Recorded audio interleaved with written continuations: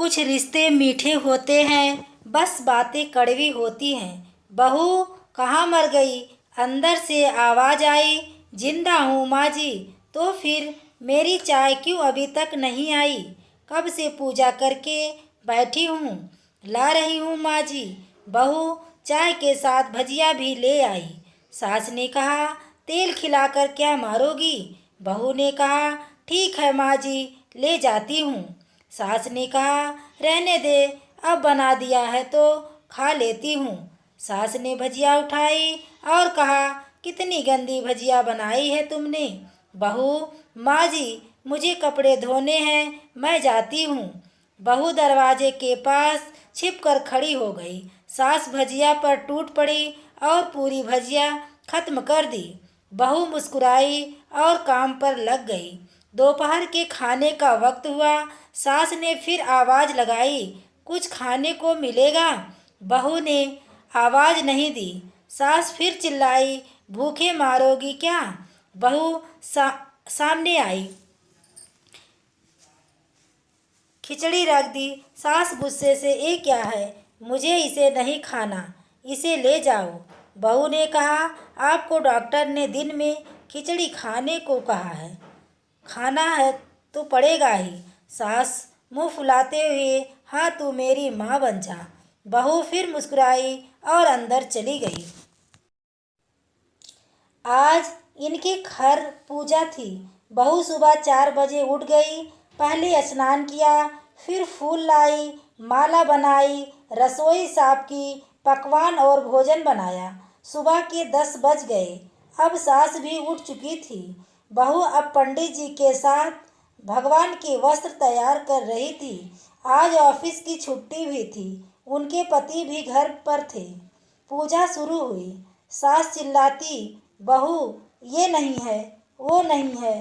बहू दौड़ी दौड़ी आती और सब करती। अब दोपहर के 3 बज गए थे। आरती की तैयारी चल रही थी। पंडित जी ने सबको आरती के लिए बुलाया और सबके हाथों में थाली दी। जैसे ही बहू ने थाली पकड़ी, थाली हाथों से गिर पड़ी। शायद भोजन बनाते हुए बहू के हाथों में तेल लगा था, जिसे वो पोंछना भूल गई थी। सारे लोग तरह तरह की बातें करने लगे। कैसी बहू है, कुछ नहीं आता, एक काम भी ठीक से नहीं कर सकती, ना जाने कैसी बहू उठा लाए। एक आरती की थाली भी संभाल नहीं सकी। उसके पति भी गुस्सा हो गए, पर सास चुप रही, कुछ नहीं कहा, बस यही बोल के छोड़ दिया, सीख रही है, सब सीख जाएगी धीरे धीरे। अब सबको खाना परोसा जाने लगा। बहू दौड़ दौड़ के खाना देती, फिर पानी देती। करीब 70-80 लोग हो गए थे। इधर 2 नौकर और बहू अकेली। फिर भी वह सारा काम बहुत ही अच्छे तरीके से करती। अब उसकी सास और कुछ आसपास के लोग खाने पर बैठे। बहू ने खाना परोसना शुरू किया। सबको खाना दे दिया गया। जैसे ही पहला निवाला सास ने खाया, तुमने नमक ठीक नहीं डाला क्या? एक काम ठीक से नहीं करती, पता नहीं मेरी बात कैसे ये घर संभालेगी। आस पड़ोस के वालों तो जानते ही हो ना साहब, वो बस बहाना ढूंढते हैं, नुक्स निकालते हैं। फिर वो सब शुरू हो गए। ऐसा खाना है, ऐसी बहू है, ये वो वगैरह वगैरह। दिन का खाना हो चुका था।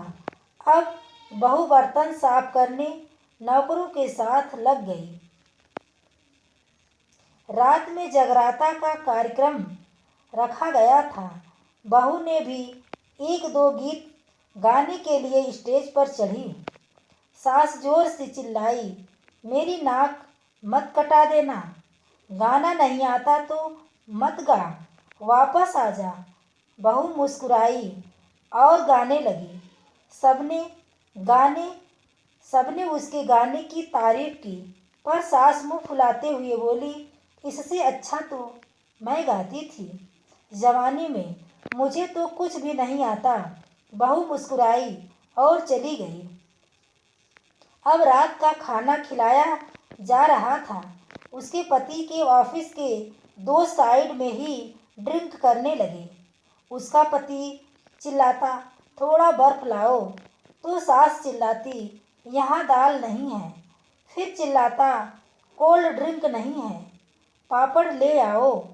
इधर उधर आखिरी में उसके पति की शराब गिर पड़ी। उसके एक दोस्त पर बोतल टूट गई। पति गुस्से से दो झापड़ अपनी पत्नी को लगाते हुए कहता है, जाहिल कहीं की, देख कर नहीं कर सकती? तुझे इतना भी काम नहीं आता? सारे लोग देखने लगे। उसकी पत्नी रोते हुए कमरे की तरफ दौड़ी। फिर उसके दोस्तों ने कहा, क्या यार, मूड खराब कर दिया। यहाँ नहीं बुलाया होता, हम कहीं और पार्टी कर लेते। कैसी अनपढ़ गंवार बीवी ला रखी है तूने। उसे तो मेहमानों की इज्जत और काम करना तक नहीं आता। तुमने तो हमारी बेइज्जती कर दी। अब आस पड़ोस की औरतों को और बहाना मिल गया। वो कहने लगी थी, देखो क्या कर दिया तुम्हारी बहू ने, कोई काम की नहीं है। मैं तो कहती हूँ अपने बेटे की दूसरी शादी करा दो, छुटकारा पाओ इस गंवार से।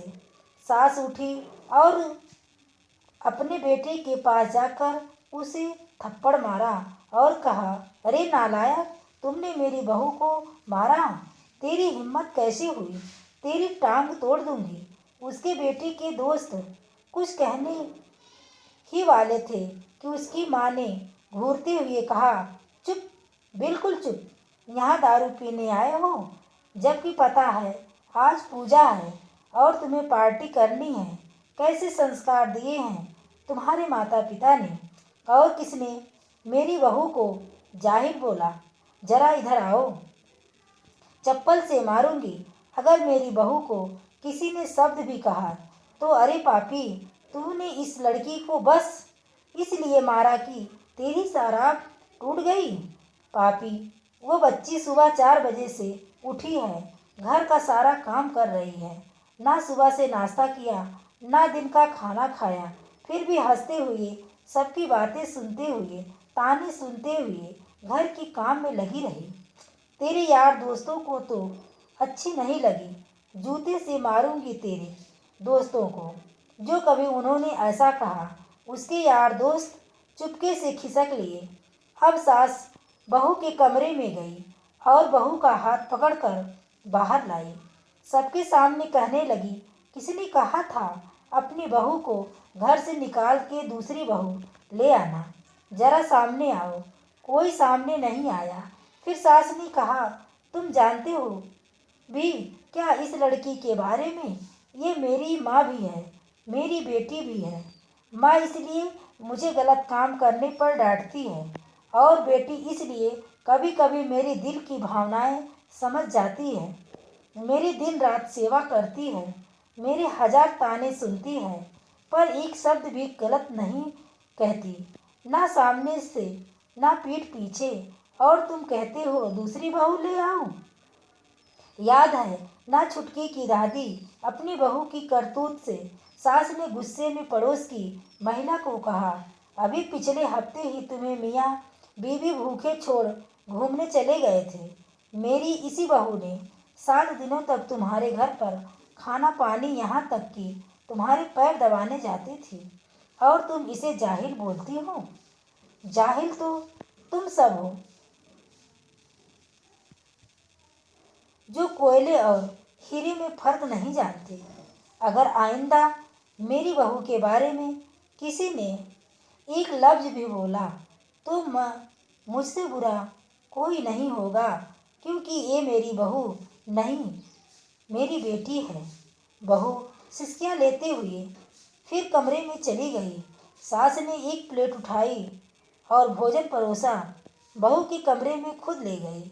सास को भोजन लाते देखा तो बहू ने कहा, अरे माँ जी, आप क्या कर रही हैं? मैं खुद ले लेती हूँ। सास ने प्यार से ताना मारते हुए कहा, डर मत, इसमें जहर नहीं है, मार नहीं डालूंगी तुझे। नई सास चाहिए होगी, पर मुझे अभी भी तू ही मेरे घर की बहू चाहिए। बहू ने अपनी सास को रोते हुए गले लगा लिया। सास भी रो दी पहली बार और कहा, चल खाना खा ले। फिर मजाक करते हुए कहा, फिर मेरे पैर दबाने चले आना, और ये ख्याल मत लाना कि सास पैर बोलती है। किसी दिन मैं इसका गला दबा दूंगी, क्योंकि कभी भी मैं भी यही सोचती थी। दोनों खूब हंसने लगती हैं। दोस्तों, कुछ रिश्ते बहुत मीठे होते हैं, बस बातें कड़वी होती हैं। दोस्तों, कहानी पसंद आई हो तो प्लीज़ वीडियो को लाइक करें। चैनल पर पहली बार आए हो तो चैनल को सब्सक्राइब करें। आगे के नोटिफिकेशन के लिए बेल आइकन को ज़रूर प्रेस करें, ताकि हम आपकी सेवा में ऐसी ही कहानियाँ लेकर उपस्थित रहें। धन्यवाद।